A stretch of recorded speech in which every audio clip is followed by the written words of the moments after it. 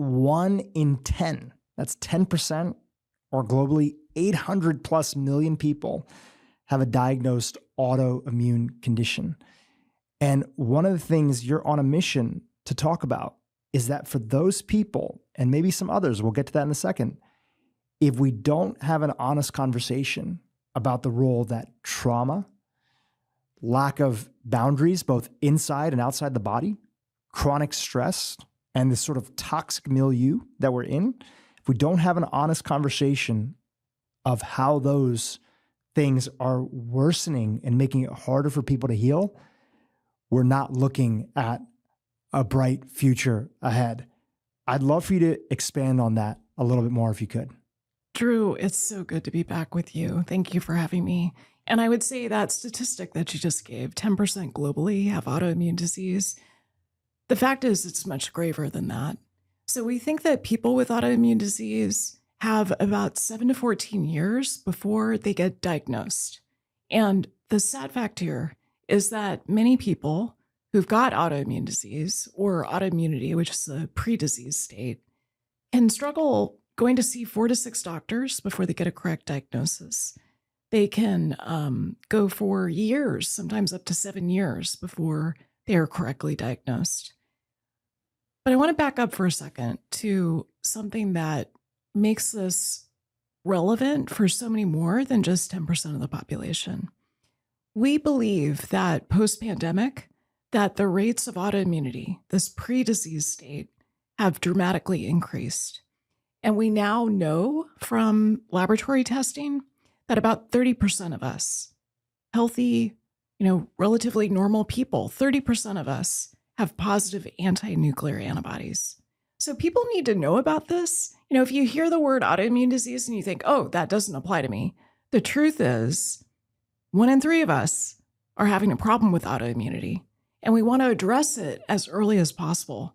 So this is one of those situations where functional medicine can make such a difference, and early testing can make such a difference. What are the early warning signs that somebody is on their way to getting an autoimmune disease? They may not be diagnosed today, but they have autoimmunity happening in the background. The problem is the early warning signs really vary. So there's more than 100 known autoimmune diseases, and there's a lot of conditions that aren't officially autoimmune disease, but they have autoimmune aspects to them. Things like long COVID, endometriosis, adenomyosis, even some forms of irritable bowel syndrome, fibromyalgia. So with these 100 plus autoimmune diseases, the symptoms really vary depending on how the immune system is attacking your normal tissue. So if it's rheumatoid arthritis, as an example, or Hashimoto's thyroiditis, in those two situations, rheumatoid arthritis, you're attacking joints. Hashimoto's, you're attacking the thyroid. So it depends on where the immune system is targeted for attack. That's what manifests as symptoms. So with Hashimoto's, for instance, 13% of us have positive antibodies against the thyroid. And that can show up as hair loss, weight gain, having kind of this fluctuation in your symptoms as you have flares of your immune system attacking the thyroid. You might have constipation. You might have issues with losing the outer third of your eyebrow. So Hashimoto's is one example of an autoimmune disease, and the kind of early warning signs are these subtle, non-specific symptoms that often people don't realize could then map to a future autoimmune disease. What's going on today in our sort of traditional medical system that if 30% of people are suffering with an early autoimmunity, they may not have a diagnosed condition, but their body is dealing with this autoimmunity, which is your own body attacking itself. We're going to talk about that in a second. What's going on in our current medical system that people are not getting, diagnoses or at least lab work back to them saying, hey, you don't have quote unquote diabetes yet, but you have pre-diabetes. You're on your way to getting an autoimmune condition. I love that you brought up pre-diabetes because that's a good example of a pre-disease state where somewhere around 80% of people don't know they have it. So in conventional medicine, what's going on is that it's a disease care state. It's disease care. And so they're not looking at prevention. They're not looking at, okay, what are some of the signs of autoimmunity? How do we measure that in a patient and then help them reverse it so that it doesn't become a full-fledged autoimmune disease? So the problem is, at least in the United States, we've got an insurance system that's really organized around disease. It's not organized around health. If you switch the paradigm, like you and I do, if you switch and focus on health, and I really like to define health as a state of balance, a state of homeostasis, where an organism like a human is able to manage the stressors and the other things that it experiences from the environment, and it's able to maintain equilibrium inside of the system. That state of homeostasis is the way that I like to define health. So what happens in the conventional medical system is that we don't measure homeostasis. We measure typically blood markers based on symptoms that someone has. So if someone has kind of vague symptoms, maybe related to the thyroid, or their joints are dysfunctional, or they've got fatigue, they're, they don't wake up in the morning feeling really energized. It's rare that a conventional physician will run an autoimmune panel to see if that's the source. Now, before we get into defining what autoimmunity is, I want to just first hint at the fact that in your book, you talk about that there's a three-legged stool. There's not one thing that is directly responsible for somebody getting and ultimately being diagnosed with an autoimmune condition or having some background activity in their body of autoimmunity. It's a multitude of things. Can you just talk about those things, just big picture, and then we'll get into what is autoimmunity? The three requirements for autoimmunity are: first, genetic predisposition. Can't do much about that. The second is increased intestinal permeability, so-called leaky gut. And that's where the barrier between your gut and the food that you're eating is leaky. The third is a trigger. And the trigger really varies. So it could be getting infected with a virus, it could be getting infected with a bacteria, but it could also be toxic stress. It could be trauma. And so we know, for instance, in 80% of people with autoimmune disease, they experience a major trauma before the diagnosis. It's important to also mention that this three-legged stool is something that was discovered by Alessio Fasano at Massachusetts General Hospital. He is a pediatric gastroenterologist who first started to look at celiac, one of those 100 autoimmune diseases, and he found that you had to have this three-legged stool to develop celiac. And then he looked at other autoimmune diseases. So even though they can affect different organ systems, all these 100 different autoimmune diseases, they have in common this three-legged stool. And so he's shown that with multiple autoimmune diseases. We're going to dive into each one of those three legs and talk about how the individuals listening today, how your lifestyle maps out to that, both for the positive and potentially also, for lack of a better term, the negative, but the negative that we can correct and address. Before we get into that, though, let's talk about how traditional medicine looks at autoimmunity and how precision and functional medicine, which you're a functional medicine doctor, how they look at autoimmunity in terms of what's actually happening in the body. It's really night and day. So in conventional medicine, I'll give you a case example. I had a woman who was one of my yoga teachers back in the Bay Area. And she taught yoga, 1 or 2 classes a day. And she started to notice that her elbows were becoming painful. And this occurred after a trauma that she experienced. We can get into the details of that in a moment. But she was having this problem with her elbows, one elbow more than the other. And it almost felt like there was sandpaper in her elbow. That was the sense she had in the joint. And so she went to her nurse practitioner, who ran a couple of tests and found that her rheumatoid factor was elevated. So this is a blood test that shows that she's at greater risk of developing rheumatoid arthritis. So the nurse practitioner said, "I think you've got rheumatoid arthritis. Why don't I send you to a rheumatologist? This woman, who's pretty holistic, she's a yoga teacher, made an appointment. It took about 8 months for her to get in with a rheumatologist. And in that time, she knew about my work and she said, hey, could you help me with this while I'm waiting to see this guy that's, 8 months out? And so we started working together. And I think this illustrates the difference between conventional medicine and what we do in functional and precision medicine. So we ran a lot of tests beyond just a rheumatoid factor. She, from the nurse practitioner, she did have a high level of inflammation. Her high sensitivity C-reactive protein was high. She also had an elevated ESR, erythrocyte sedimentation rate. What I did was to look first at her gut. And we found in her gut, by doing some stool testing, that she had a lot of inflammation that was coming from her gut. Even though she ate what she thought was a pretty healthy diet, she had an imbalance between the good microbes and the not so good microbes. I think of them as kind of a predominance of Homer Simpson type of bacteria. And so we saw this level of dysbiosis, many of which were the type of bacteria that are associated with developing autoimmune disease. So we did gut rehab. We also looked at her hormones. We found that her cortisol was off. It was high at some points during the day, too high, and low at points during the day, especially first thing in the morning when she felt fatigued. We also did some other testing looking at her cardiometabolic function and saw that there were some problems that we needed to address.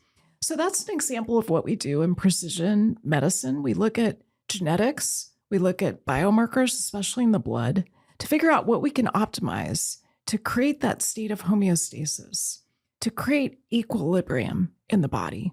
So after a few months of the work that we did together, it was a basic gut rehabilitation process, as well as getting her hormones into balance using a combination of lifestyle medicine and also some supplements. She found that her pain was greatly reduced by about 90%. So it then comes time for her to go see the rheumatologist. She went and had an ultrasound first, and the ultrasonographer told her that she saw a little bit of inflammation in her elbows, but not much, and didn't think that she had rheumatoid arthritis. Now, technologists are not supposed to say this. They kind of, it's sort of, they're not supposed to make any diagnoses or to explain what's going on, but this one, was kind and wanted to offer her some information. She then went and saw the rheumatologist. The rheumatologist said, glad to hear that you're feeling better. Glad to hear that your symptoms are reduced by 90%, but you have rheumatoid arthritis. And here's the list of prescription medications that you should go on, all of which are designed to suppress the immune system. So that illustrates the difference between conventional medicine, which is, okay, you've got rheumatoid arthritis, you've got an autoimmune disease, let's suppress your immune system with a pharmaceutical, versus precision and functional medicine, where we're looking at the whole organism. We're looking at the systems of the body to try to determine, okay, if you've got a lot of inflammation and it's targeting your elbow and you've got this genetic predisposition, how do we adjust your lifestyle so that your genes and your environment can work together better? So she was happy with the 90% reduction. She did not want to take the methotrexate and the other medications that this rheumatologist was offering. And she's now relatively symptom-free without taking a single pharmaceutical. That's incredible. You mentioned this three-legged stool of autoimmunity.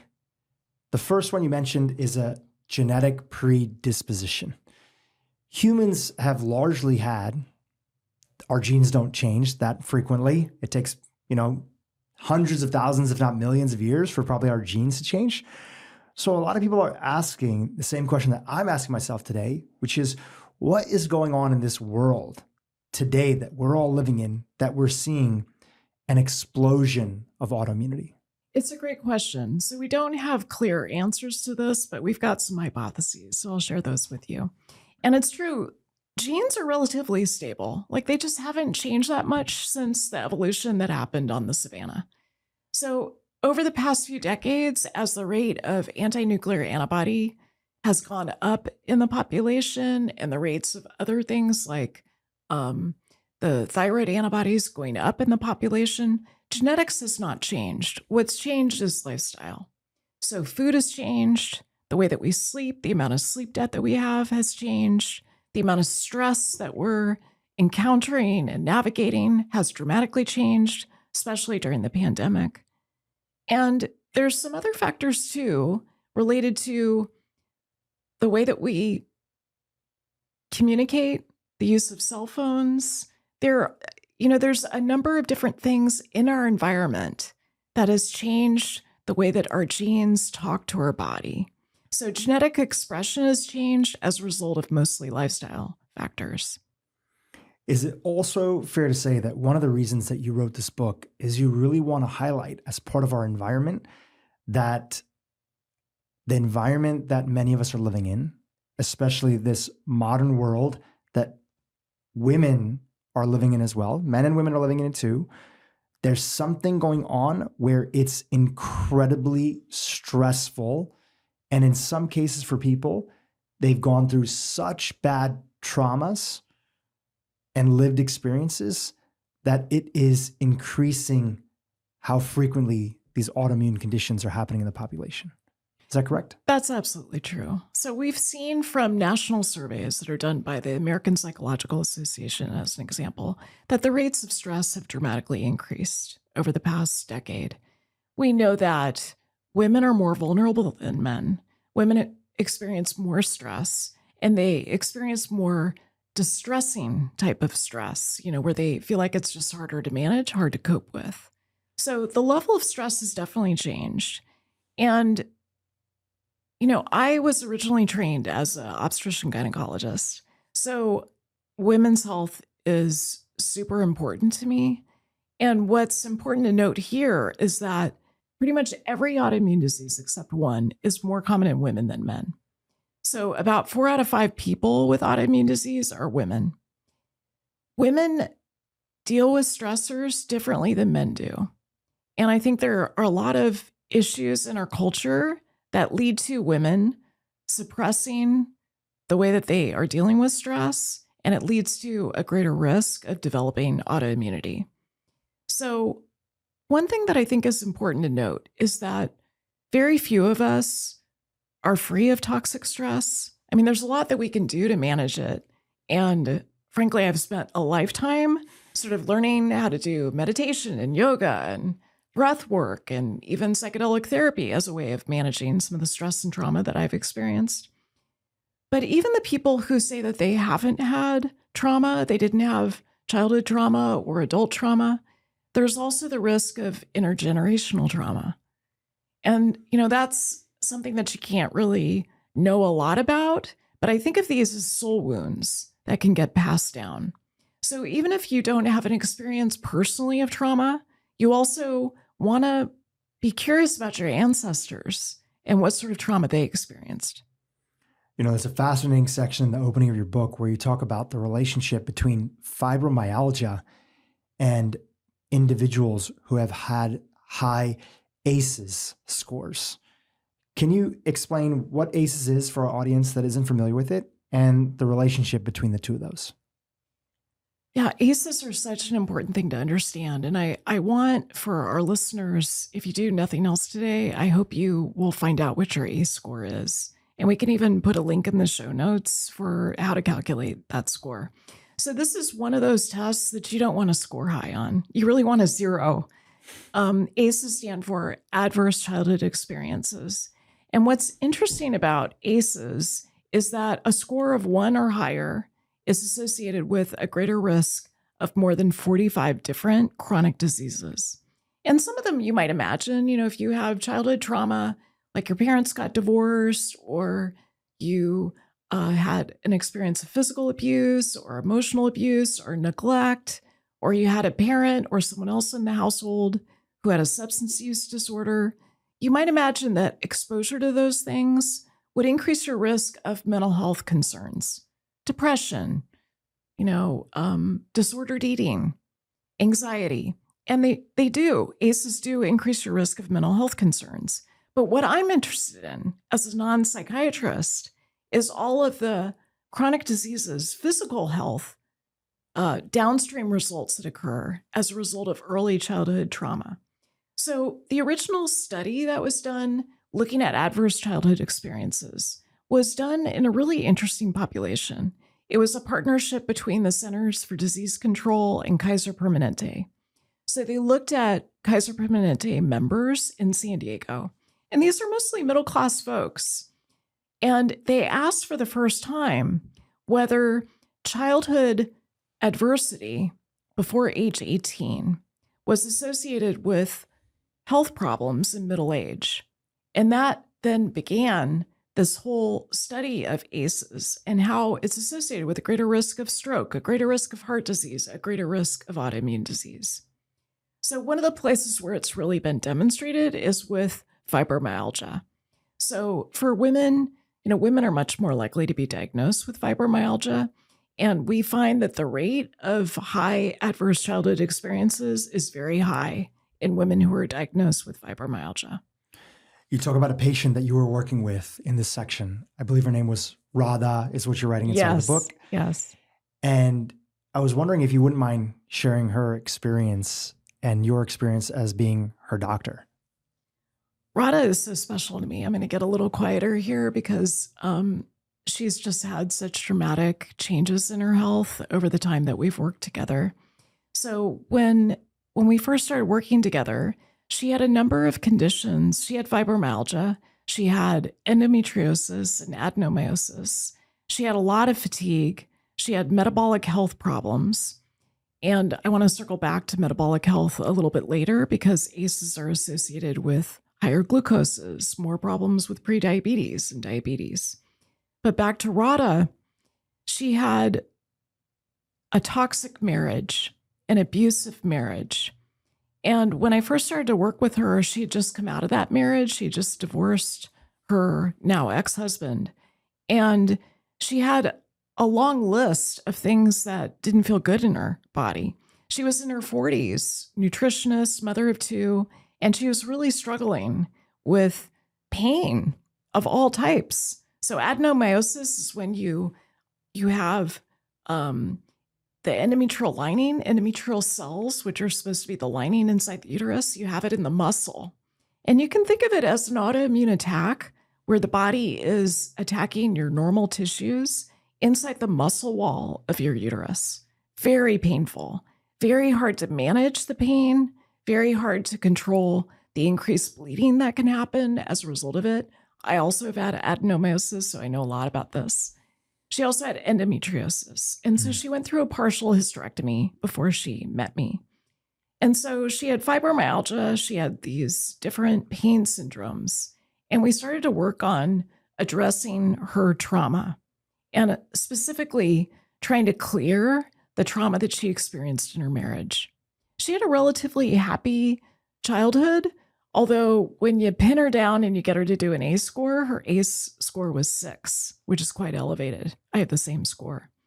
So with Radha, she is someone who developed these different, what I would call bottom-up regulation strategies to create safety in her body. Yoga, meditation, chanting. She plays the harmonium. She became a musician in addition to being a nutritionist. And she found that daily practice helped her resolve this trauma that was in her system such that she no longer meets criteria for fibromyalgia. She no longer meets criteria for fibromyalgia, and she no longer has adenomyosis or endometriosis. Wow, that's incredible.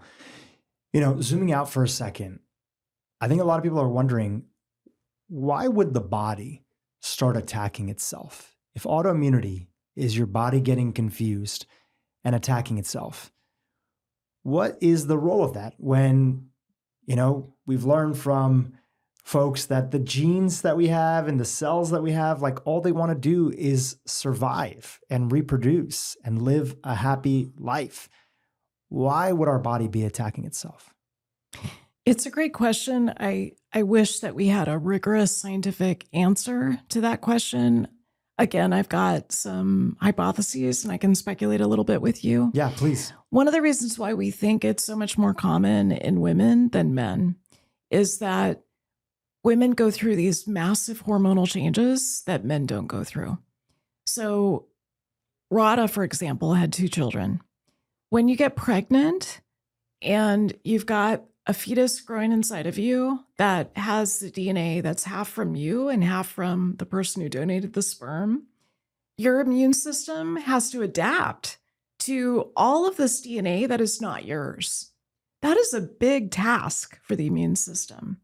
So the immune system mostly does a pretty good job with that as long as it's a healthy immune system and it's resilient. We have so many ways that the immune system can become dysfunctional and can start to get confused and can start to lose something called tolerance, which is where you're able to distinguish between your normal healthy tissue and foreign organisms or foreign tissue. And so the problem here is that the immune system gets out of balance. And specifically with autoimmunity, this is somewhat simplistic, but you can think of it as being an overactive immune system where it loses tolerance. It's no longer able to distinguish normal healthy tissue from diseased tissue or foreign tissue. And so it starts to attack normal tissue. So we see, for instance, one of the greatest risks that women have when they're postpartum is something called postpartum thyroiditis. It's where I often see women develop Hashimoto's thyroiditis, where you're attacking the thyroid and eventually you have low thyroid function. We see that postpartum.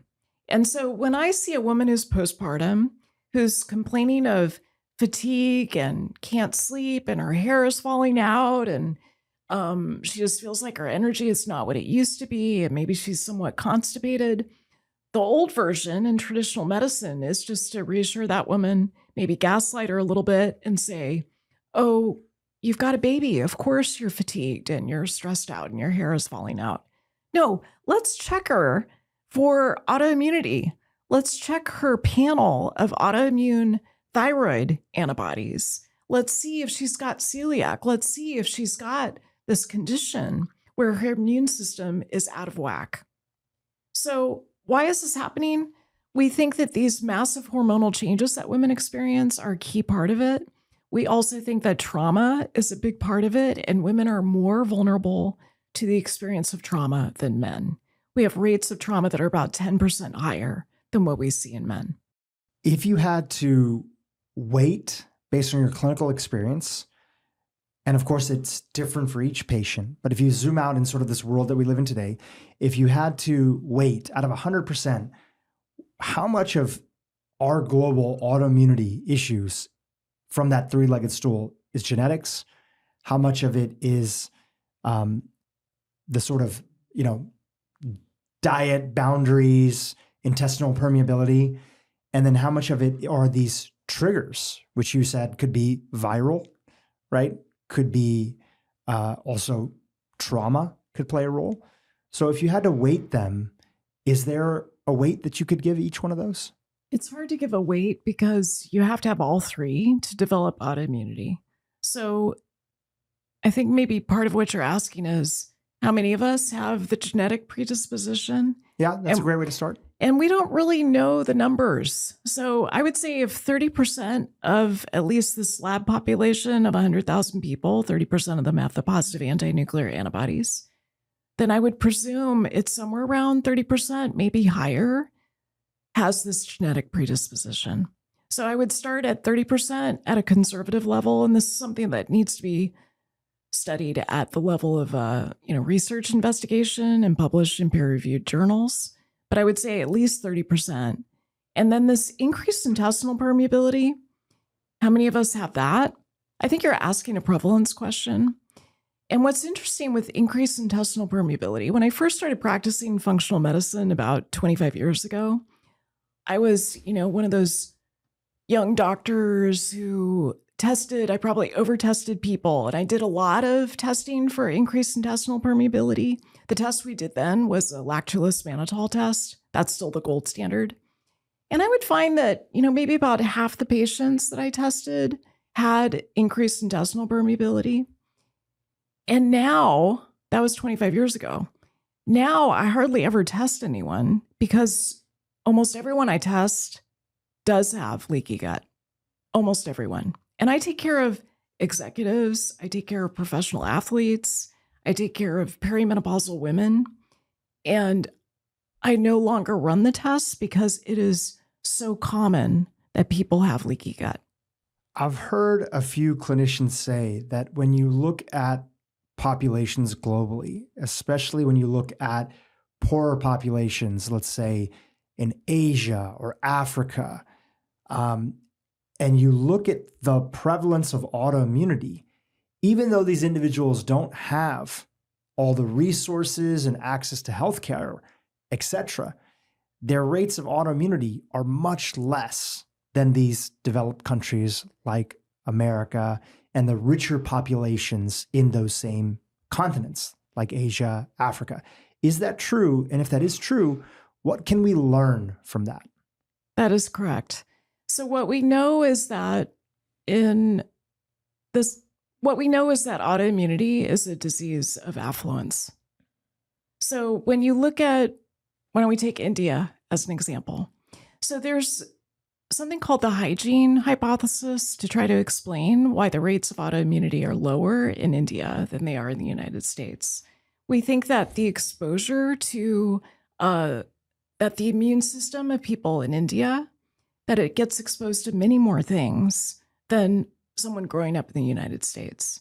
And you could maybe help me out with this in terms of what people are exposed to. But when you look at the microbiome, for instance, of someone who lives in India versus someone who lives in the United States, chances are the diversity is higher.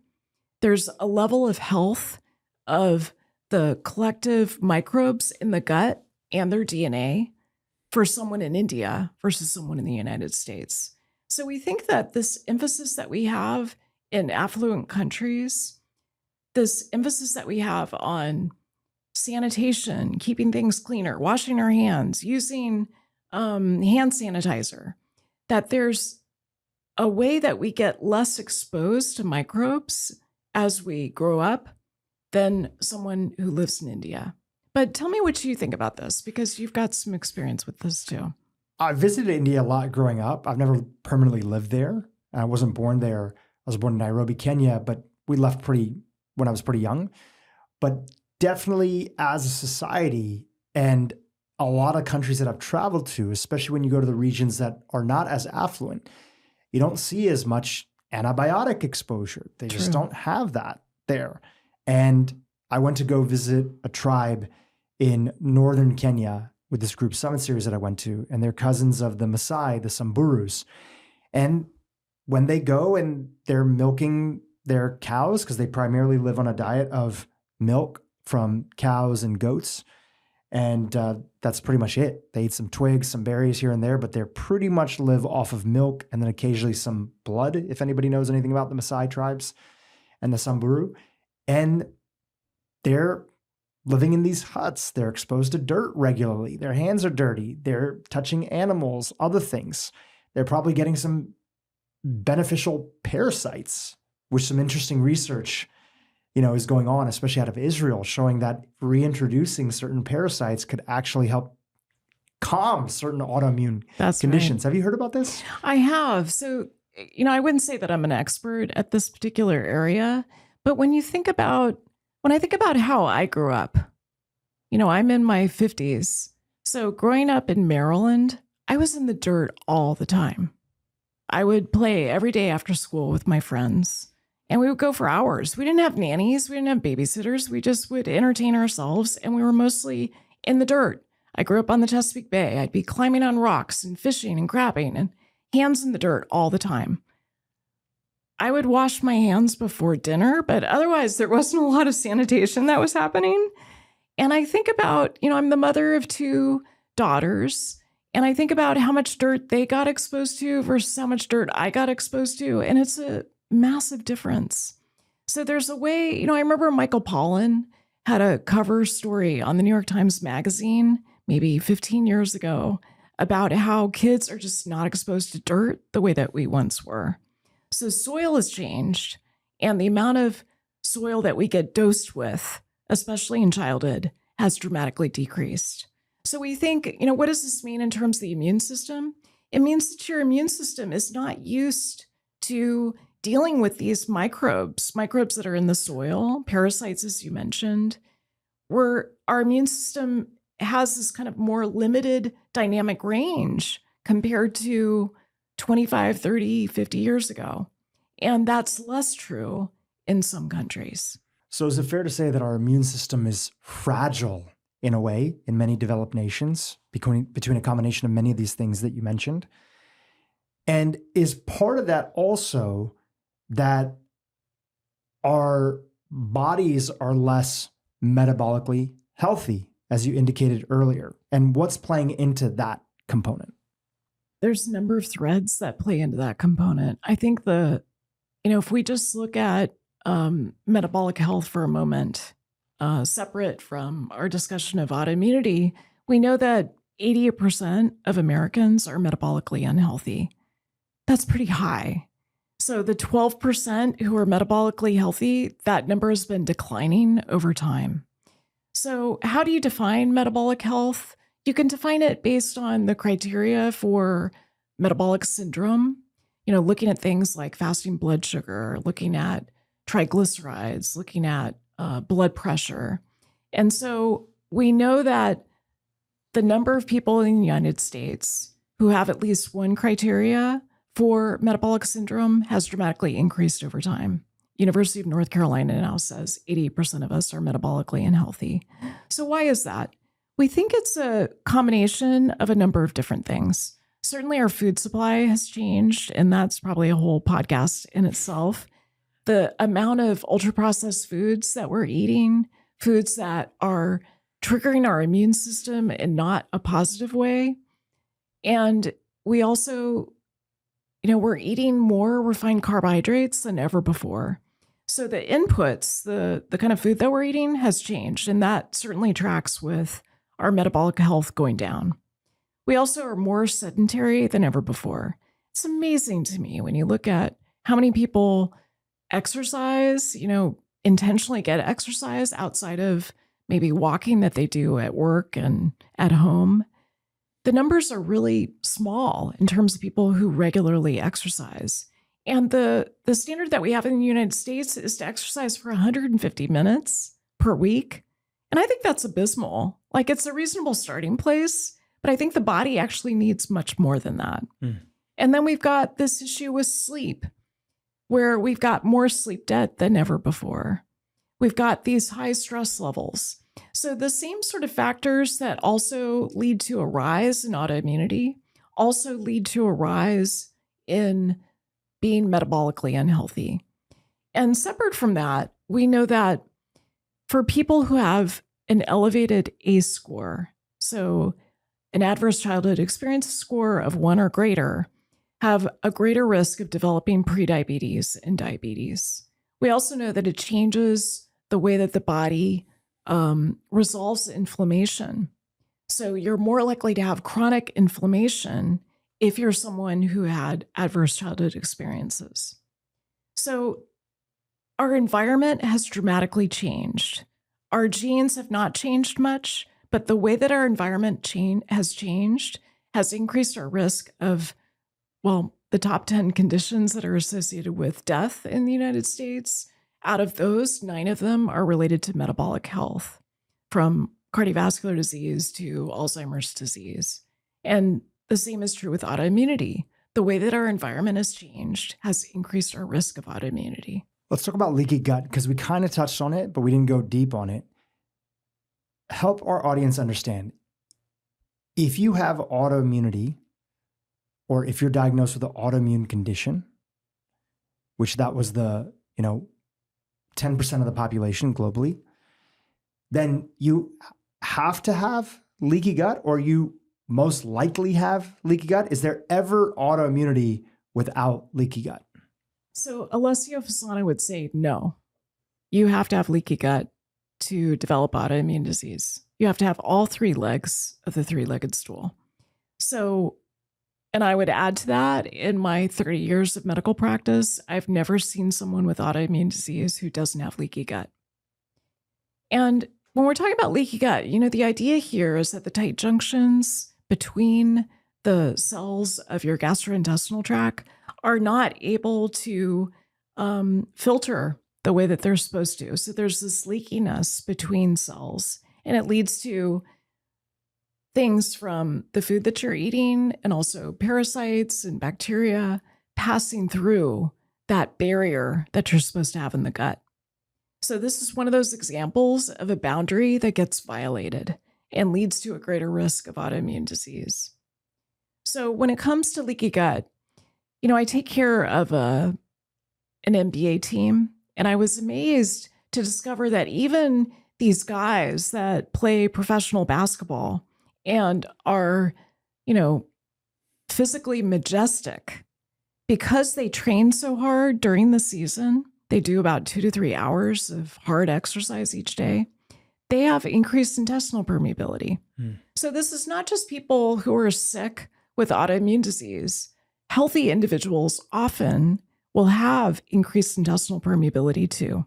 When you look at your patients that don't have any autoimmunity happening or previously had it, and their gut is strong, what are those individuals doing? It's such a good question. So this is maybe like 10 patients that I've seen. It's a tiny minority. So what are they doing? They are aware of what they need personally to optimize a state of balance, a state of equilibrium in their body. Some people won the genetic lottery, and it's easier for some of those folks to avoid and prevent autoimmunity, but those people often don't come to see me as a patient. So for the patients that I've seen who do not have autoimmunity, do not have leaky gut, have a stellar set of genetics and a lower risk of chronic disease, often they're taking care of their gut. They're taking care of their food. They're really consistent with how they eat. They don't drink much, and that's an important topic of conversation when it comes to leaky gut. And they're also managing their stress levels and the main hormone associated with stress, cortisol. They're able to, kind of develop what I think of as witness, like an ability to witness the stress that they're experiencing rather than getting caught up in it, which has been my story for most of my life. Like a lot of the work that I've done has been to try to witness the stress more, have a little distance from it instead of just being subject to the blows that come your way. Would you mind us talking a little bit more about that, your Sure, story in the context of this course. conversation? And I'll hand it over to you to start us anywhere you want to. Well, one thing I want to say is that most doctors don't talk about themselves. We're sort of indoctrinated as we go through medical training not to do that.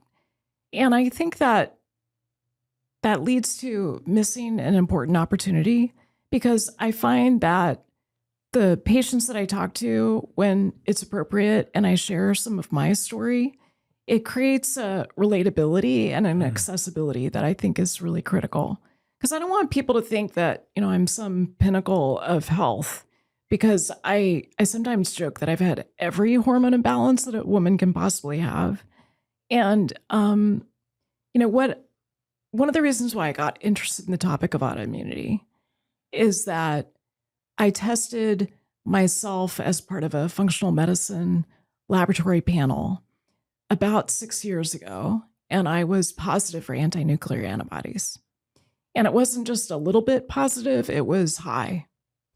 And so that got me curious about autoimmunity. I didn't have any autoimmune symptoms at that time, but being one of the 30% of the population that has positive anti-nuclear antibodies and being a functional medicine physician, I got really curious about this.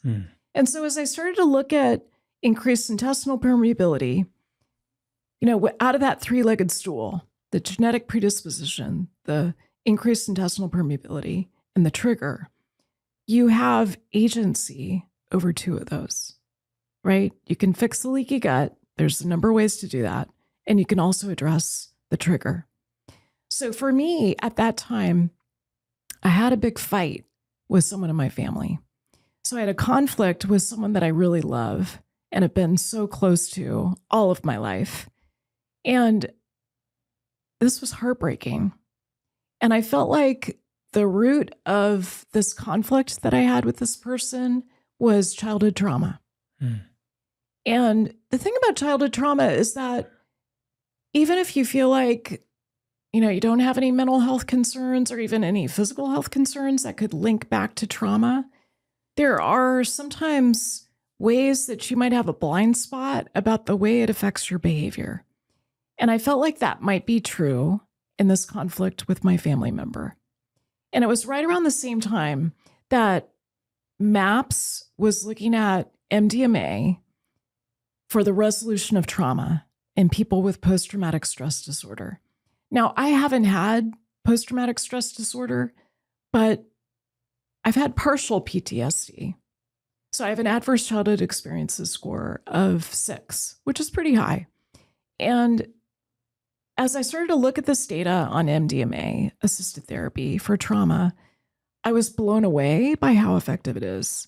So Drew, when I looked at the literature on talk therapy and kind of the gold standard of how we treat trauma in the United States, I was blown away at how ineffective it is. So the effectiveness of talk therapy is about 30% for the resolution of PTSD. And then in the US, the FDA has also approved 3 different selective serotonin reuptake inhibitors for the treatment of PTSD. And so people with PTSD often get a combination of talk therapy and an SSRI. And sometimes they get trauma-informed care. Increasingly, there's awareness of this, but that's not always been the case. The efficacy is about 30%. So if I was told when I entered psychotherapy in my 20s, when I had my first episode of depression, when I was an intern at the University of California, San Francisco, if I was told that the efficacy was 30%, that it would help me resolve the trauma behind my depression, I don't know that I would have done it.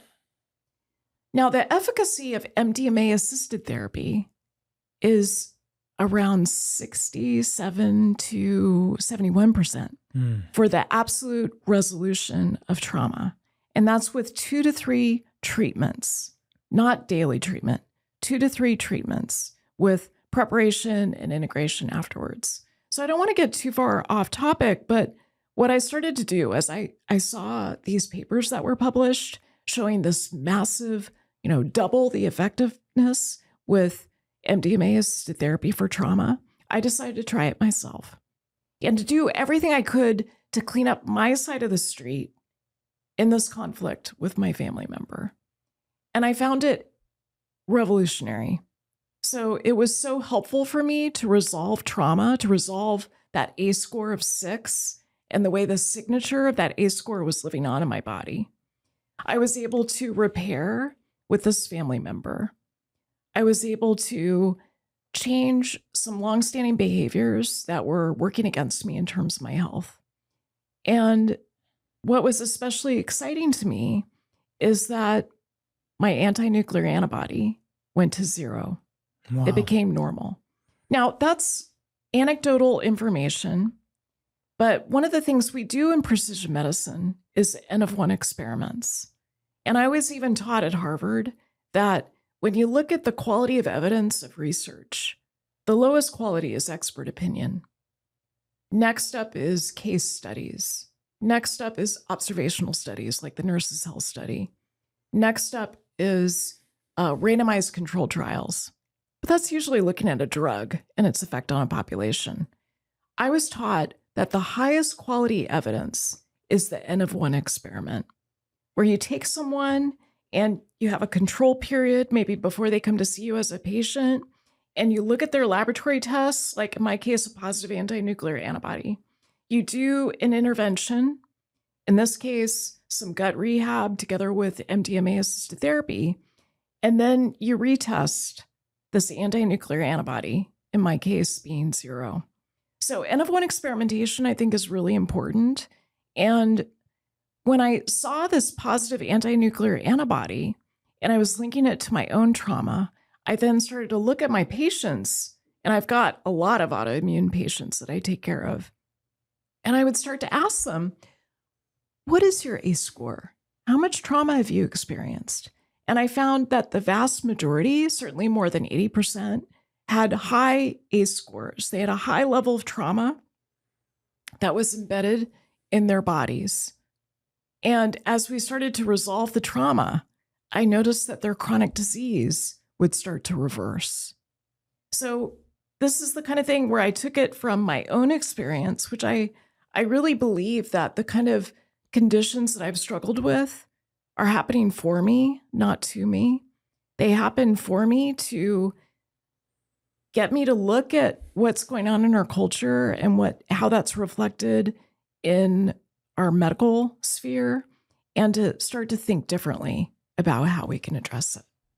That's so incredibly powerful. And I appreciate you being vulnerable and sharing your journey.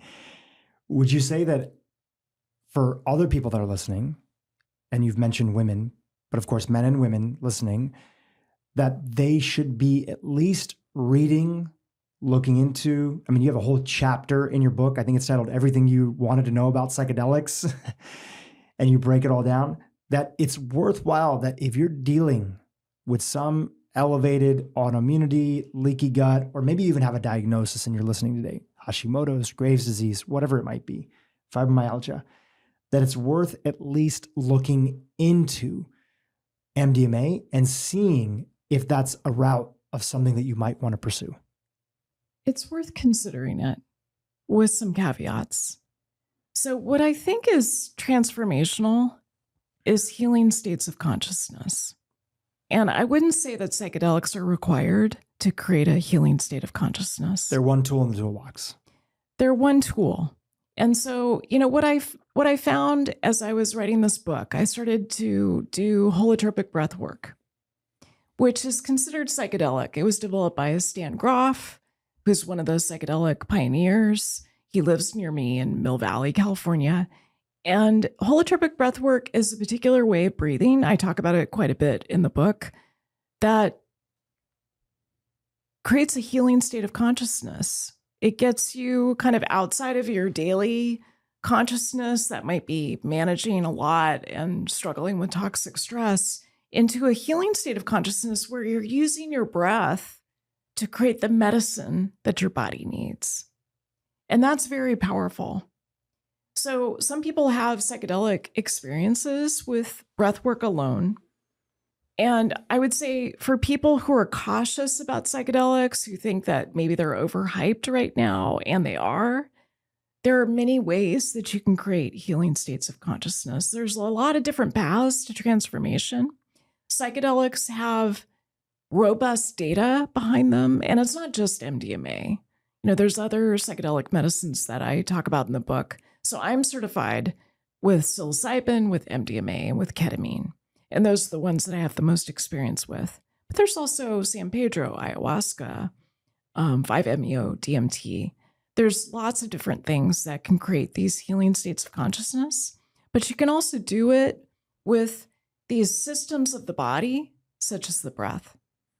Is one way to look at it, and correct me where I'm wrong, please, you're the expert in this area, is one way to look at it that if you're somebody who's gone through a lot of traumatic experiences, and again, look at the ACEs questionnaire, do the ACEs questionnaire, because even things like having a parent who is addicted to alcohol, right? That flags in there. And a lot of people say, well, I don't really remember that. I don't think it affected me, but it has its impact. Yes. So if you're somebody that has scored or is scoring high on these ACEs questionnaire, you've gone through a lot of childhood trauma, maybe even adult trauma that's there, you're still going through some stuff, that the idea and concept is that your body is constantly in a state where it's on edge. And because it's on edge, in the background, there may be, high blood sugar, cortisol levels, etc. But whatever's going on in the body, your body is essentially already attacking itself because it's constantly on edge. And you never really get a chance to enter into a space of just feeling like you can rest and not being on edge. And when you go through some of these consciousness altering states, and you can actually get some perspective on your life and in a way sort of reparent yourself, re-understand, remind your body and your nervous system that you're not on edge, that a huge part of the healing process is that you're simply not wasting so much resources constantly worried about the next thing that's going to attack you. Is that the idea? That's a very wise summary of what's happening. And I would even say that being constantly on edge is something that I see in 95% of my patients. 95%. And the way I would describe it from a medical perspective is dysregulation. So regulation, most people have experienced at some point in their lives. They have a feeling of, oh, I feel so relaxed. I feel like I'm restoring. I feel like I've got a lot of resilience. Like, you have these moments of feeling regulated. And there are specific ways that you can activate that, such as with breath work, such as with yoga, such as with orgasm. There's lots of ways that you can regulate yourself. But I think so many of us spend our lives in a state of dysregulation. And there's lots of different ways that you can define it. You can look at, for instance, the stress response system, the sympathetic nervous system, kind of the on button of your autonomic nervous system, and how it's in balance or not in balance with your parasympathetic nervous system, which is the stay and play part of your autonomic nervous system. We're meant to go back and forth between that on button, fight, flight, freeze, fawn, and the off button, which is that stay and play, rest and digest, feed and breed. And a lot of us have parasympathetic dysregulation. We're not able to get into a healing state. We're not able to get into the parasympathetic branch of the autonomic nervous system, which is where all of the healing happens. So we've got sympathetic overdrive. We feel stressed. We're like rushing around in traffic. We're anxious about deadlines and other things that are happening. Maybe you're going through a divorce or some work stress. So we spend too much time in this sympathetic overdrive. And so a big part of what I think you're putting your finger on is that we have to consciously create these healing states. You would think from the name of autonomic nervous system that it would happen automatically, that your body would restore itself, maybe when you sleep, fingers crossed. And that's not the way it works. You have to actively do it. You have to create these states of healing where the parasympathetic system is dominating. And what I find, especially with women who are high achieving and maybe had a history of some drama in childhood that drives them to be perfectionistic or overachieving or even people pleasing, what I find is that it's especially hard for them to create regulation. And I was even thinking about this. There's a meme that I saw on Instagram where it was something like, did you grow up seeing a woman who is relaxed? Like, did you have the experience of seeing a woman who knew how to restore her physiology? Did you grow up with a woman who knew how to create resilience and felt relaxed? And I saw that meme and I was like, oh man, I had no models of that when I was growing up. My mother was a total stress case. She was chronically overwhelmed. She was working full time, 3 kids. My grandmother, also really stressed. The only person I grew up with who was relaxed and knew how to restore was an aunt that I had who loved fitness. She was a belly dancer. She was really embodied. She was pretty much the only woman I knew who was really embodied. And that's what we're talking about here. There's a way that we are sort of, as you said, on edge and kind of chasing these things that we never quite get to. And it leads to this physiological dysregulation in the body. And depending on your vulnerability, that could show up as psychological issues. It could show up as immune system problems.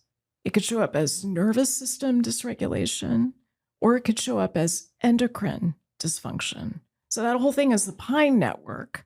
And that's what's especially vulnerable to being on edge, to having this level of dysregulation.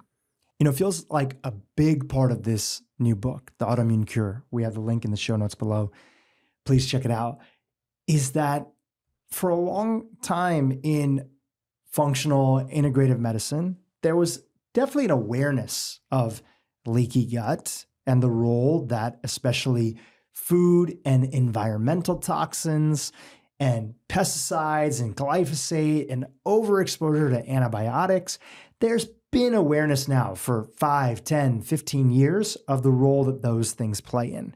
But we haven't given as much attention into these areas of trauma, the chronic stress that people are in.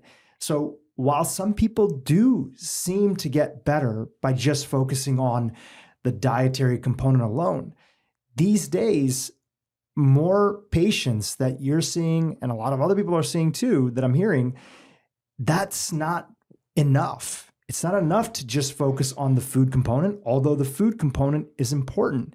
You really have to look at the entire nervous system, which then goes into understanding the traumas that have kept it wired the way that it is and is causing, in many cases, disease. Is that accurate? That's accurate. What I see with a lot of patients, I get the patients who maybe went to another functional medicine doctor and saw them for a while and took 2 steps forward and 1 step back, and they just weren't satisfied overall. And then they end up in my office. And what I often find isn't addressed is some of these deeper issues. So taking a good trauma history, understanding in every patient what their ACE score is and what it was like to be a kid. It's not just what's your ACE score? Okay, why don't you head out the door now? It's what was your experience growing up? Were you seen? Were you heard?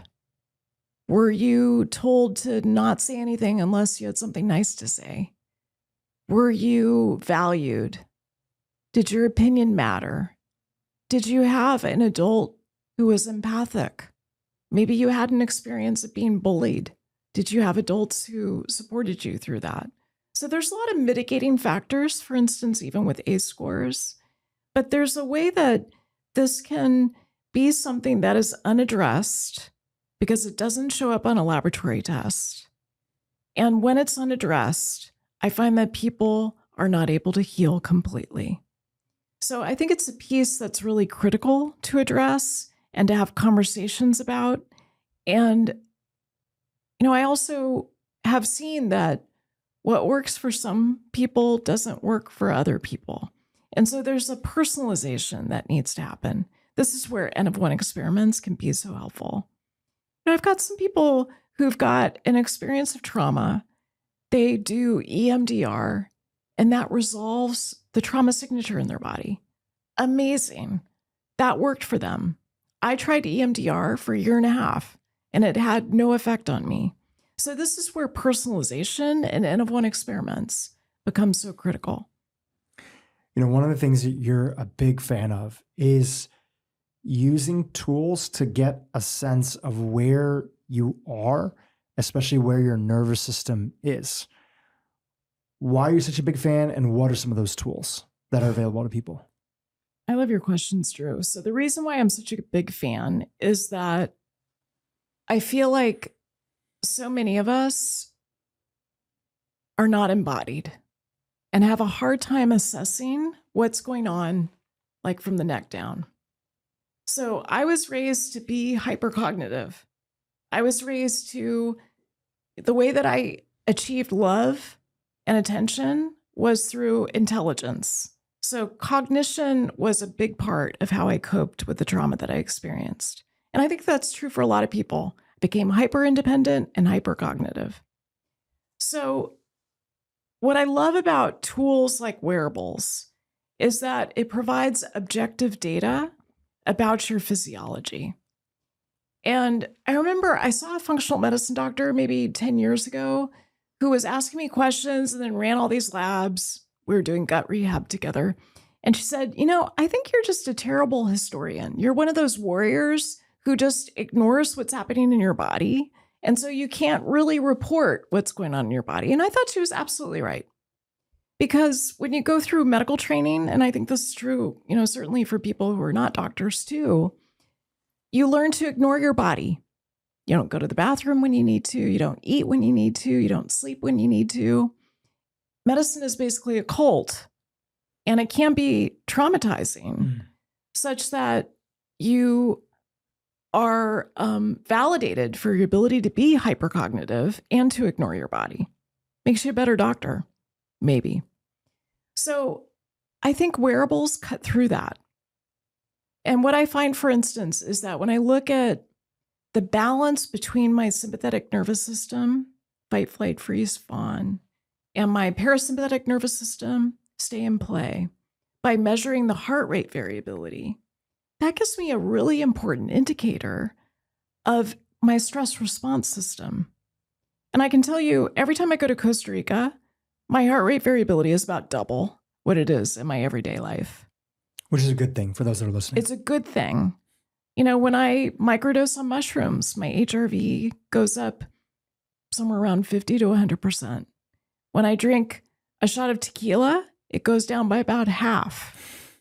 So you do these little N of 1 experiments, and wearables can be so helpful to provide that kind of objective information, especially if you struggle with sleep, if you have a sense that there might be some dysregulation in your body.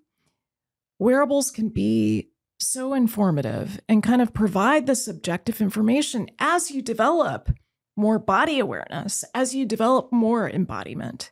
Because most people with trauma are not very good at sensing what's going on in their body because it wasn't safe to do that, maybe as a kid, or if they had the experience of trauma as an adult. Just like you were talking about, it's a badge of honor for doctors to It is. not honor how they feel. And the medical system, relies on them because there's so many sick people to be able to have to attend to, and they make a lot of sacrifices. In that same way, somebody who's gone through a lot when they were younger, they also know that it's not safe to feel how you feel because it's a survival component. You have to just stuff it all down just to make sure you can get through the day and be on edge for the next thing that may or may not happen. That's really the critical question. You raised the crux of this, Drew, which is, are you in survival mode? And what I find is that the majority of my patients are in survival mode. Now, they may be high achieving. They may have these beautiful families and luxurious vacations, and yet there's still the little girl who is trying to survive in a volatile family. There's still this imprint in their physiology that needs to be addressed. So just to close the loop on the wearables, have you found a favorite one for HRV? Obviously, there's a bunch of them that are out there. Whoop, Aura. There's even ones that are specifically just focused on HRV. I think Apollo is one of them. Is there one that you like the most? I've tried pretty much all of them. Yeah. I started with chest straps maybe 10, 15 years ago, and I used to use it to figure out how hard I could work out that day. And Those polar sensors? the polar sensors. Yeah. So I used to do that with Sweet Beats. I don't know if they're still around, but chest straps are still the most accurate, especially for kind of real-time measurement of HRV. So I like those. Out of all of the ones that I've tried, I really like Aura. It's the easiest. It's really easy. There's something about the electrodes kind of going along this line to the heart that I think creates a lot of accuracy with heart rate variability. And I found the Whoop to be less helpful. I found the Apple Watch to be less accurate. I also like the Garmin. I use that occasionally too. So I would say Aura and Garmin are my two favorites. So if somebody were to try that, or they have it right now, and maybe they're only looking at the sleep score and the readiness score, what are some simple steps that they could take today? Is it like, hey, after the day is done, go back and look at your HRV. Where were the times where it dropped down? Where were the times that it was actually good? And track and kind of keep a little bit of a journal of some of your behaviors, the conversations, the things that you were having. Is there sort of an audit that you have your patients do? There is. I mean, what I do in precision medicine is I take the data output from my patients and I run it through an aggregator that looks at things like HRV, deep sleep, daytime stress. So then we can superimpose what's happening in their life to see when are they in a more optimal state versus not. So you can do it that way, which requires a little more technology, or you can do it more, kind of off the cuff, the way that you're describing. Both, I think, are very helpful. One of the things I encourage people to do if they drink is to do a drinking experiment. So one of the things we know about alcohol, which has pretty much no beneficial health effects, we know the social component, I guess, if you're saying outside of the body. Well, even that, I would say there's better sacred medicines to take than alcohol. Sure. So, what we know is that in animal studies, looking at leaky gut, the way that you can the most consistently create leaky gut is to give animals alcohol. So it causes leaky gut. It causes one of those three legs of the three-legged stool. So if you just look at your consumption of alcohol, maybe you've got 2 days a week where you drink. Look at your metrics from your favorite wearable. Look at your heart rate variability, the night that you drink versus the night that you don't drink. And that'll give you a lot of information. So that's where I typically have people start. And, the other thing you can look at is travel. So every time you get on an airplane, it has like a triple the demand on your adrenal glands. And some people do well with that, but some people can't meet that demand. Their adrenals are just, kind of barely making it, and they can't quite deal with the stress of travel. So the way travel shows up in terms of your physiology can be really helpful. And you're not advocating that we put ourselves in a bubble and avoid these things. What I'm hearing you say and what you write about in the book is be aware of these different triggers, which, by the way, these triggers can be food. They could be people. They could be situations. They could even be too much of something that's good a little bit, but you overdo it. And then make sure you understand these triggers, and it's an ongoing thing. And then have the opportunity to, in some cases, limit or minimize their exposure, or in other instances, have the restorative things in your life that counteract their influence. So if somebody has to travel for work and they're used to sort of scheduling their meetings back to back, they land, they immediately hop on a phone call, what could be something that they could do if they have to fly that could potentially significantly improve their HRV that doesn't have to have them maybe fully quitting their job just yet? Right. Well, great question. And I used to travel about 80% of the time when I was the chief medical officer of a health tech company. So I'm very familiar with these experiments. And what I found was that if I was flying, overseas, and I was drinking, and then I was arriving at my destination and maybe going out for a meal with the business people that I was meeting and drinking more, I had the lowest HRV of my life in those situations. I mean, scraping the bottom of the barrel, like somewhere around 10 to 15, terrible. Once I started to realize that this was going on in my physiology, that it was creating so much dysregulation, I would do the same travel, but I would not drink, and I would sleep on the plane, and I would do meditations. I happen to like Joe Dispenza's meditations. I'm obsessed with them right now. He's great. Right? Like theta waves. So I would meditate on the plane. I would arrive at my destination and go straight to the gym, regardless of what time I arrived. And I would do something, weightlifting, get on the elliptical, do the treadmill. And if it was daytime and it was a safe place, I would be outside. I'd go out in nature and walk. And I found that that alone would dramatically change my heart rate variability. So that's an example of something that you can do differently. Just change one thing at a time and see how your physiology responds to it. And this, once again, is an N of 1 experiment. So N of 1 experiments can sound kind of daunting, but the truth is we do them all the time. We're doing them anyway. You just we want do people them to do anyway. them better. We aren't calling them that, but It's the way that I want people to think. It's the way that you can do precision medicine in your own life and find out what works the best for you. Incredible. So we talked a little bit about psychedelics and the toolbox that are there, and the bigger conversation of even things that can alter the consciousness, the nervous system, that can have a psychedelic-like effect, but that don't have to be traditional psychedelics, like holotropic breathing, chanting in a lot of cultures and That's individuals do that. In your book, you have a whole list of them. The orgasmic, meditations. Yes, right? yes. At home. So there's a whole list of those. Then we talked about the first step for HRV in the nervous system is actually getting a little bit of an audit. If you can, save up a little bit, splurge, get an Oura ring or something to help you better connect the interoception inside the body. Yes. The awareness of how you feel with your consciousness around it. The better you get at that, the better you can navigate what to do, and you'll catch these situations early. Most of us actually don't know. We don't know that we're stressed until you completely hit your breaking point, but you started getting stressed maybe a few hours earlier, right?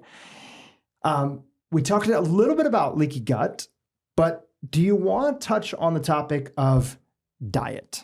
Right? Sure, yes. I know we've talked about it previously, and I'll say that high level, our audience is probably pretty aware about the big picture themes: eating cleaner, minimizing exposure to environmental toxicants that are there, potentially taking on an elimination diet, which is a big part of what you talk about inside the book.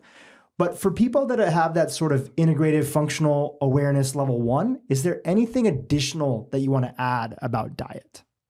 It's important to revisit an elimination diet. What I find with a lot of folks is that they say they've tried an elimination diet and it didn't make a difference.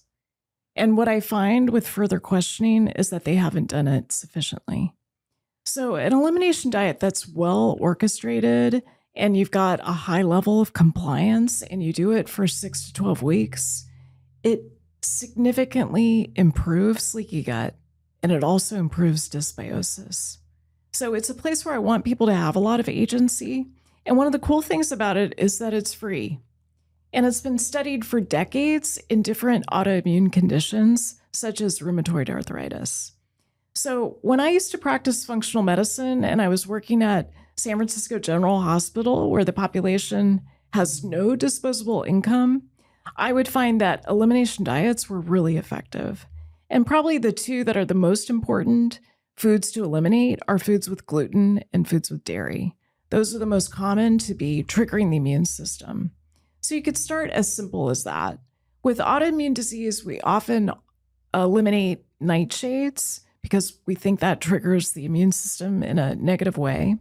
So you could consider that too: tomatoes, peppers, potatoes. So I think elimination diet is really critical to reconsider. And if you did one a few years ago and it didn't make much of a difference, try it again and do it in a way where you're really committed to it and you don't cheat. It's one of those things that you can't cheat. It just doesn't work if you cheat. It's a way to create what I think of as a blank canvas with your body, where you eliminate the foods that are most likely to be triggering your immune system. You have a period of time off of them, and then you slowly add them back. So you slowly add back maybe dairy, and you try that for 4 days. Maybe you're trying yogurt or something like that, and you're really noticing your response. And you do that for 4 days, adding nothing else that's been eliminated until you finish that 4 days. And then you add back maybe tomatoes if you're off of nightshades. So that's an example of how I walk people through an elimination diet that's in the book. The other piece that's important to mention is that while elimination diet helps with leaky gut, there are also supplements that can really make a difference, like L-glutamine, aloe vera. There's some that are less studied, but I would say L-glutamine is probably what's been studied the most. Anecdotally, I feel that a lot of my friends, peers that were dealing with some degree of background autoimmunity, maybe not a full-on diagnosis, but they had some labs done, their antibodies were higher, other things like that. as we've gotten more into the world of fitness in this space of functional medicine, longevity, everybody's talking about, preserving and building your lean muscle mass. I feel like anecdotally, I'm hearing from a lot of people that just by getting more serious about working out, building lean muscle mass, and having a regular workout routine, and these weren't people that were inactive, they just weren't making this a priority, especially resistance training. Anecdotally, I've been hearing from a lot of people that feel that their background autoimmunity has quieted greatly. Have you noticed that or heard that at all out there in the world? I have seen this. So I'm really curious about it. I don't know what the mechanism is, but what I've seen in my own body is that strength training, getting really committed to it, understanding that muscle is the organ of longevity, the organ of health span. There's something about weightlifting that is incredibly regulating. So I'm someone who's been a certified yoga teacher for 25 years. I know how to regulate my body. And when I started doing heavy weightlifting a couple of years ago, I was blown away at how it's developed my interoception, that ability to sense what's going on in my body, and how regulating it is. And frankly, I'm kind of shocked at how effective it is.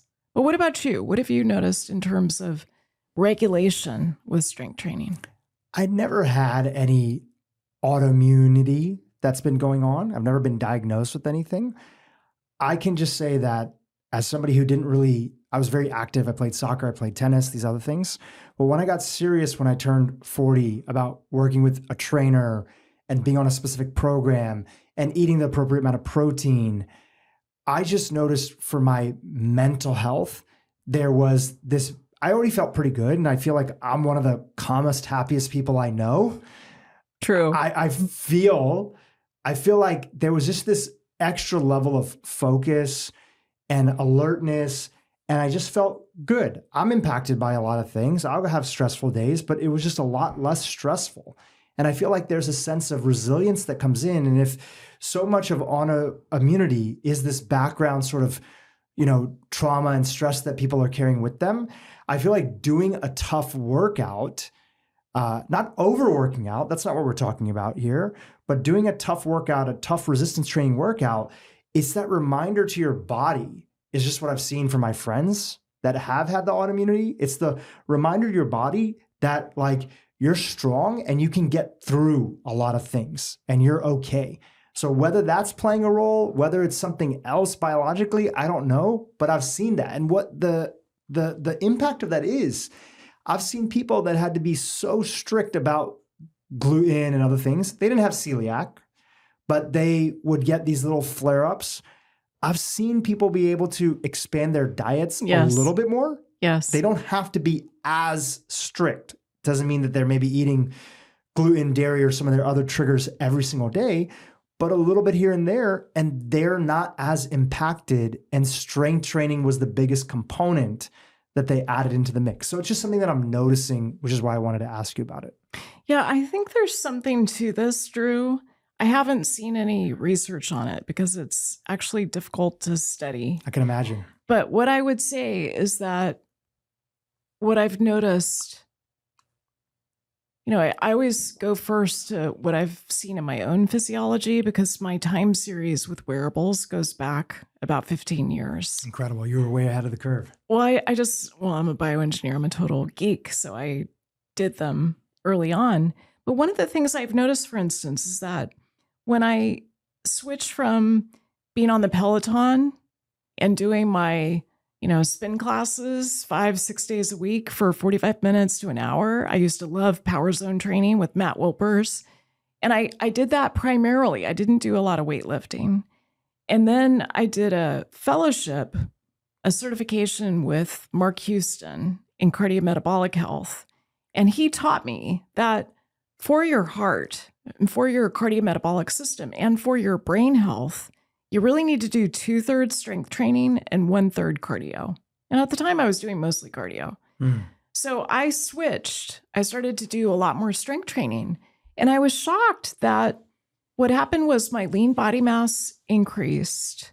My resting heart rate at night went from about low 60s to low 50s. That was shocking to me that strength training brought my resting heart rate down. I mean, there was another thing that happened too, which is I went through a divorce. And I think that probably has something to do with the level of regulation that I now have.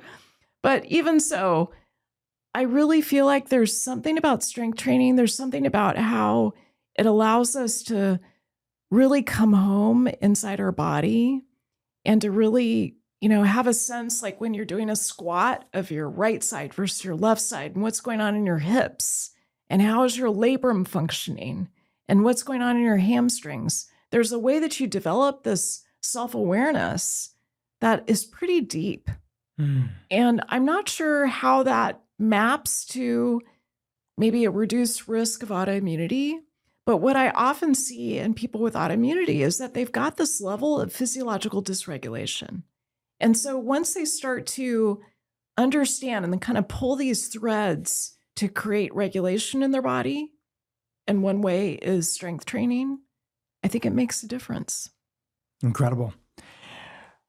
So we've touched on a lot of key pillars. And as we're winding down here for today's interview, just want to make sure if there's anything else we've missed. We've talked about the dietary component. We've talked about the role that leaky gut plays on the three-legged stool. We talked about, the genetic piece. Do you think that people should be screened, or is it worthwhile to get screened for, do you have a genetic predisposition to autoimmunity? I think it's worthwhile to know your genetic blueprint. Is there a favorite test of yours that's out there? Yes. So I've been doing genetic testing for about 15, 20 years. In fact, I ran my first test in medical school when I was, this was 1989. And genetic tests have really come a long way. But we also, with the Human Genome Project, I was really hoping that it would transform medicine. And I would say the party never really happened. So there's one test that I think stands out in terms of doing pathway-based genomics and looking at 157 different gene variations and how that relates to functional health. And that's the 3x4. 3x4. 3x4. So 3x4 genomics, I think, is an outstanding test, and I highly recommend that. Fantastic. Another tool that's in the toolbox for folks. So we've talked about the genetics. We've talked about diet. Everybody should be encouraged to minimize environmental toxins, get a filter at home, protect your body from all these PFAs and all the other things that are floating around that are out there. Do your best to eat clean food, stay away from ultra processed food, or at least minimize their exposure inside of your diet. We talked about the nervous system, strength training, the list of psychedelic and psychedelic-like tools that are out there. Is there anything else that we missed in this conversation about autoimmunity and doing the best job that we can to catch it early and bring our body back into regulation? And for some people who already have it and a diagnosis, potentially have an opportunity to at least reduce their symptoms, or maybe show up, knock on wood, if they find the right clinician, no evidence of disease. There's a few other pieces that I think are important. The first is relationship.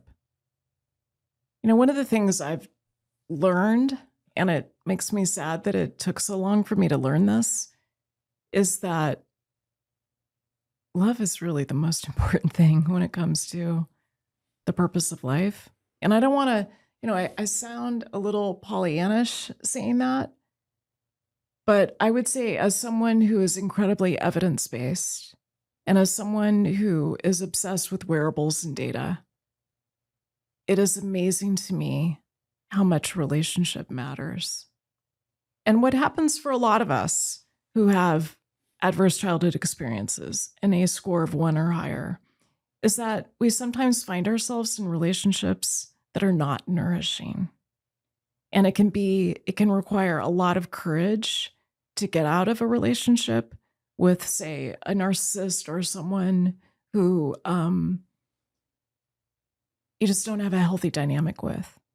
And similar to what we were talking about with the person who's doing the gut rehab and is doing all the things in functional medicine and getting their hormones into balance, maybe going on bioidentical hormones, and yet they're still not better.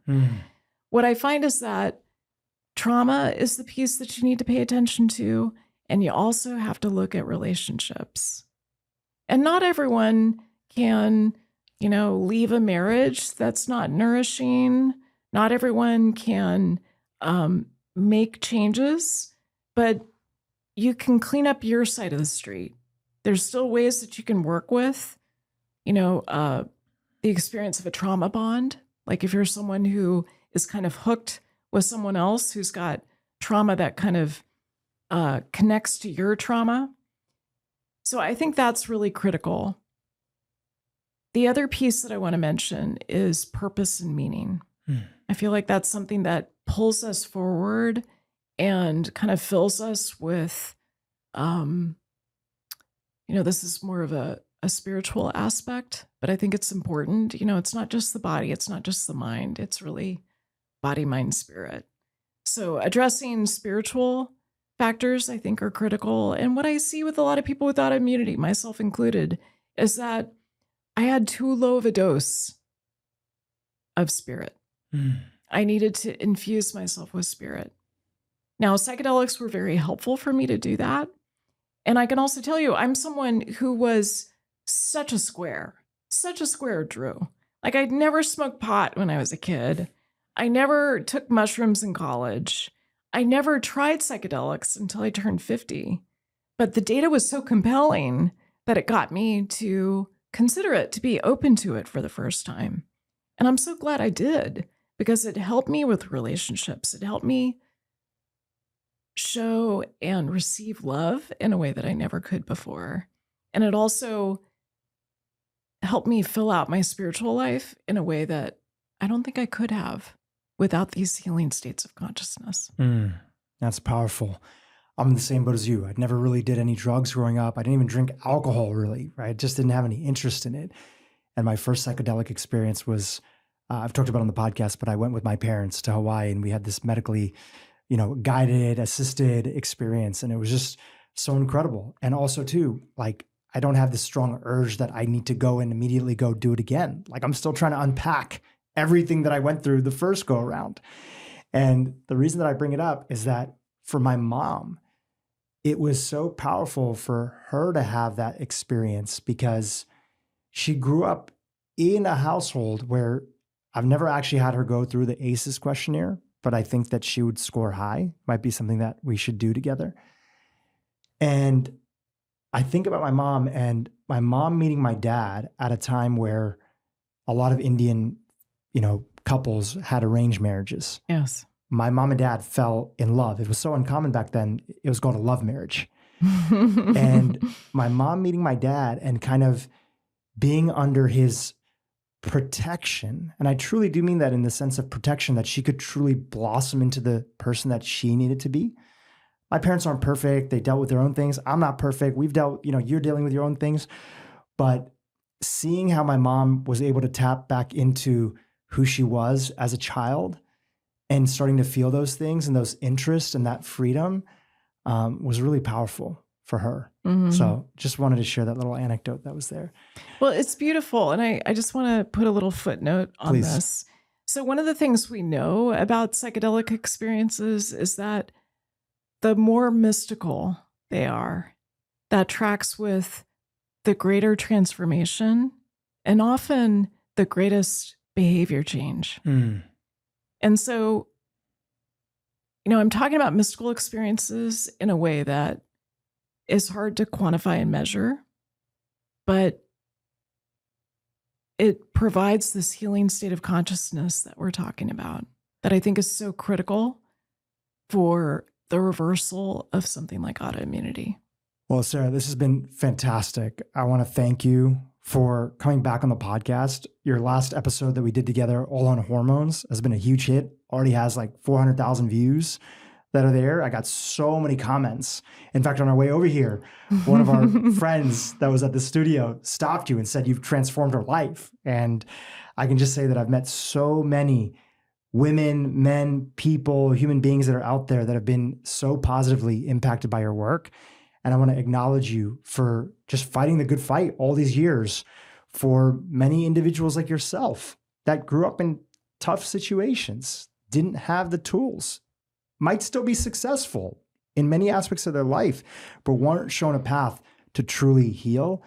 And I feel like today's conversation is another extension of that. And this book is a huge contribution to the space. So I want to acknowledge you and thank you for coming back on the podcast. Thank you so much, Drew. It's such a pleasure to be with you. Hey, YouTube, if you enjoyed what you just saw, keep watching for more great content on how to improve your brain and your life. Do we stop and really think about what is it about this relationship, friendship, collegial relationships, intimate relationship? The more narcissistic it is, the less likely you're able to find some tangible reason you stay in this